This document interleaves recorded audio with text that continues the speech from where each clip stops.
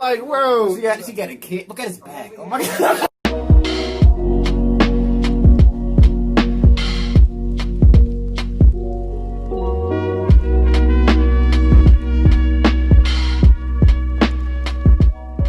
what's up, y'all? Welcome back to another reaction. And today we're going to be reacting to simulation of a nuclear blast in a major city. Yeah, I saw this yesterday and I was like scrolling to YouTube or whatever. And I'm like, yeah, I'd be definitely gonna react to this. Just considering everything that is going on right now, bro. Shit is getting out of hand. It's leading somewhere. I have a feeling that shit is not just gonna let up and just gonna go back to normal. There is gonna be no more normal after this. But the whole China Indian shit, yeah. Both sides preparing for war. It can go nuclear. They're both nuclear powers. So I mean, hey, there's been a whole lot of negativity in the news, everywhere, bro. And at this point, the news is just propaganda. I'm tired of seeing Joe Biden's face, and I'm tired of seeing Trump's face. I don't care about what these two rapists have to say. I really just don't. But but yeah, if you're enjoying the reaction, make sure to like, subscribe, and share. We're gonna hop right into this video, man. Let's go. It has been 2.5 years since I posted the trailer for my upcoming climate film, as many of you have noticed, and I have been working on it almost every day ever since. So it's really close, and thank you for your patience, and stay tuned. In the meantime, I do have something to share with you today. I generally reserve this channel for my own independent projects, but recently I've been working with the folks behind the Nobel Peace Prize, and not only have they been wonderful to work with in terms of support and creative freedom, but they have allowed me to post the video here on my channel. So thank you to them, and here's the film. They won the Nobel Peace Prize. Okay. Okay, bro. Imagine for a moment the unimaginable happened. That's nice. No, like that little thing fucking Hitler had. That Grimani shit. You know what I'm talking about. Albert Speer. Now, no number could account for all the devastation that would result. But we can put a number on the deaths. At least we can make an educated guess based on our understanding of what nuclear blasts do to city structures and people. We'll assume the bomb is detonated in the air to maximize the radius of impact, as was done in Japan in 1945. But here we'll use an 800 kiloton warhead, a relatively large bomb in today's arsenals, and 100 times more powerful than the bomb dropped on Hiroshima. Yeah, that's fine. That's all fine. Upon detonation, a fireball as hot as the sun would expand to a radius of 800 meters. Those near the blast would be vaporized. Yeah. And within a Look at that 2 kilometer shit. radius, Immediately. all buildings would likely be destroyed. Can you imagine that shit, bro? No one survives inside this area. Which, based on population density, would start the death tally at 120,000. Why do we have this shit? Like, why, bro? Humans are so primitive. I just don't get it. As and that's in seconds. Away from ground zero, seconds. Estimating deaths becomes more complicated. From as far away as 11 kilometers, the radiant heat from the blast would be strong enough to cause third-degree burns on exposed skin. Yeah. It wouldn't even hurt, could it burn the nerves off. And as you get closer to the blast, the heat becomes so intense that clothing, even skin, would ignite into flames. Oh.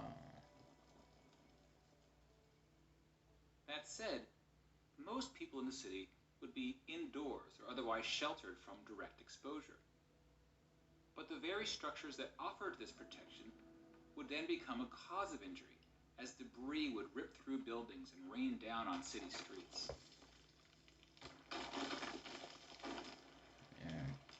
Because the nuclear blast, it goes out, and then you see it pulls everything back too, because all that suction. You see that's that mushroom cloud. Half the people between 2 and 11 kilometers from the blast are killed. From burns, debris, smoke, collapsed buildings, and radiation sickness. Which translates roughly into an additional 500,000 people.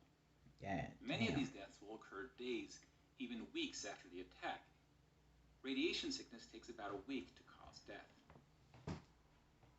Now, much of the dust and ash produced from the explosion will be dangerously radioactive, especially if it originated near ground zero. And the distance the particles travel will depend on the wind and other factors. Now, since this simulation is of an airburst attack, it will produce significantly less radioactive fallout than ground attacks targeting missile silos or bunkers. So we'll go with a relatively small number of deaths outside the 11-kilometer range. If it were a surface blast, the fallout deaths could surpass all other deaths combined, but it's a very difficult number to predict.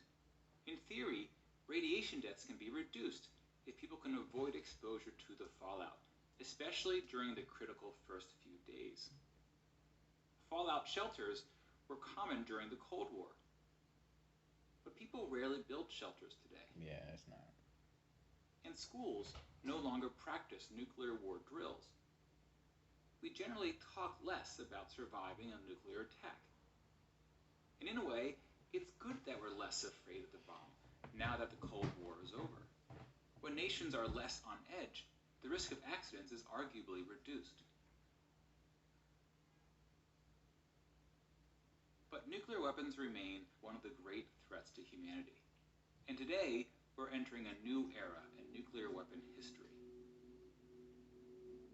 Long-standing nuclear arms treaties are being reassessed, and countries, big and small, face the prospect of new arms races. Just get rid of them shits. You don't need them, bro. In part because technology is emerging that may give one side a considerable strategic advantage. What? Notably hypersonic weapons. Why, bro? Just... Current nuclear missiles travel around the Earth at high altitudes, making them visible by radar earlier in their flight.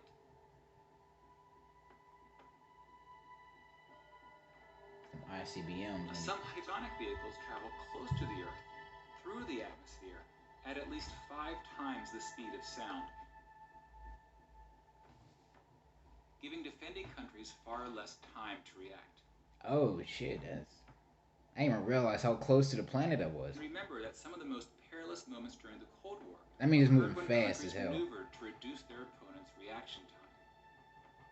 And the less time countries have to react, the more likely an accident will occur, or a rash judgment.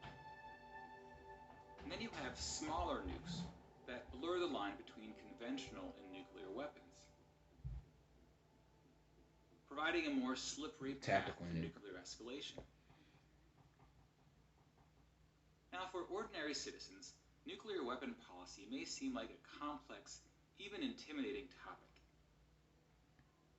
But leaders often consider public perceptions when making policy. In many countries, voter opinion is an important factor.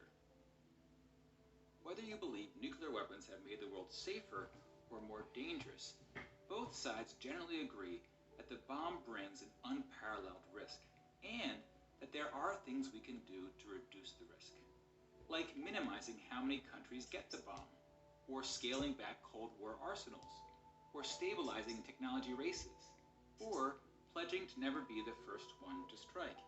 Such ideas have often resulted in signed treaties, some of which have held for decades. Some are at risk of expiring, and some just need a final push to become activated. Why don't you just get rid of the fucking bombs? That just makes the most sense out of everything. By being steadfast in these efforts, take it back to the and old not ways. walking away from diplomatic achievements, we can continue the work of ensuring that this nightmare simulation never becomes a reality.